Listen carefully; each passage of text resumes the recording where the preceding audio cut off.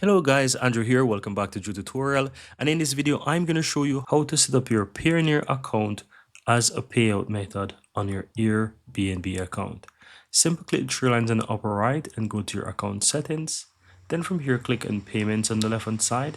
Then at the top, you want to switch to the payouts tab. The payouts is really used for in case you have a business, if you have an apartment, how you can receive payouts from Airbnb or payments, right? Now, as you can see right here, it said if you want to set this up, you need to have at least one payment method. Go ahead and click on set up payouts. And from here, you'll be able to choose to ensure that your country is correct. Then choose one of the available payment methods they have below. So you want to scroll down to the Payoneer option.